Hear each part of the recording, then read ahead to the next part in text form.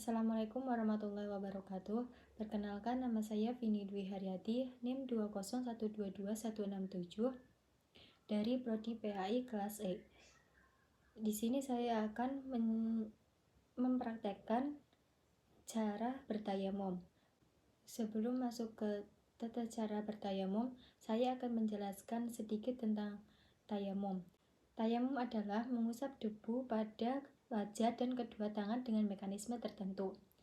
Secara umum dapat digunakan sebagai pengganti wudhu, sebagai pengganti mandi besar, atau karena orang sakit. Orang sakit tersebut tidak boleh terkena air karena dapat membahayakan dirinya sendiri.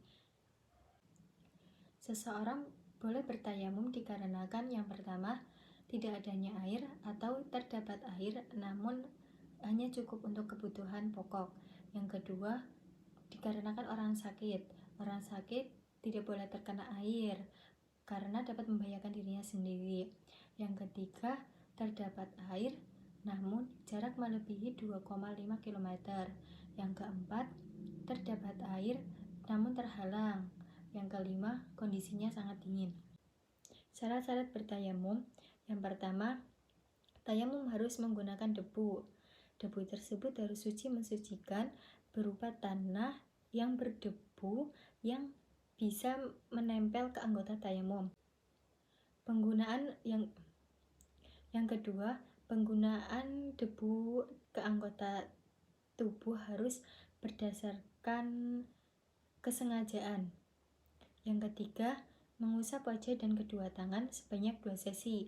Sesi pertama yaitu wajah, sesi yang kedua yaitu kedua tangan.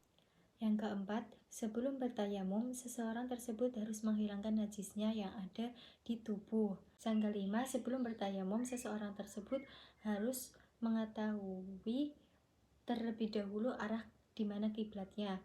Yang keenam, tayamum dilaksanakan setelah tiba waktu sholat.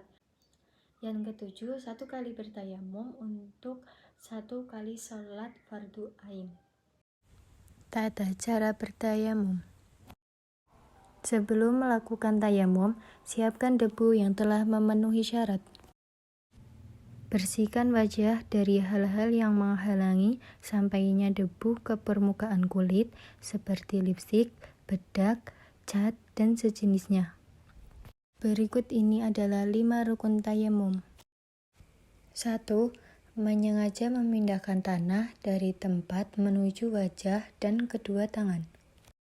2. Niat. Niat tayamum dilakukan mulai dari pemindahan debu dari tempatnya wajah dan niat berjalan terus hingga saat mengusap wajah pada sentuhan wajah yang pertama kali. 3. Mengusap wajah secara menyeluruh. Setelah orang yang bertayamum mengambil debu di nampan, sebelum diusapkan ke wajah, kibaskan atau tiupkan debu yang ada di tangan supaya debu yang akan diusapkan tidak terlalu tebal. Setelah mengusap wajah, tepukan kedua tangan sampai sisa debu yang ada di tangan bersih. 4. Mengusap kedua tangan beserta kedua siku. Cara mengusap kedua siku. Yang pertama, letakkan bagian dalam jari-jari tangan kiri selain ibu jari di bawah punggung jari-jari tangan kanan, selain ibu jari dengan posisi menyilang. Ujung jari kanan jangan sampai melebihi jari telunjuk tangan kiri.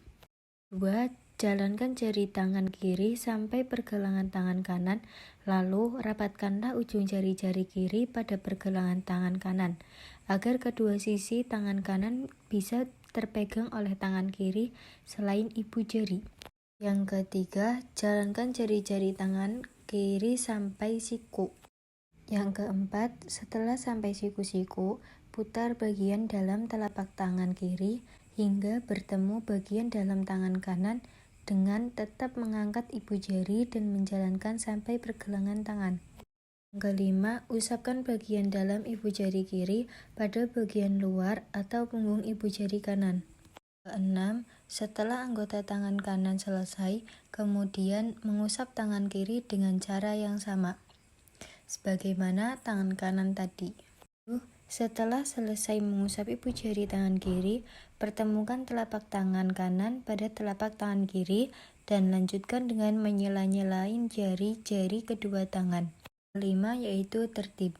Maksud dari tertib di sini adalah mendahulukan mengusap wajah dan mengakhirkan kedua tangan.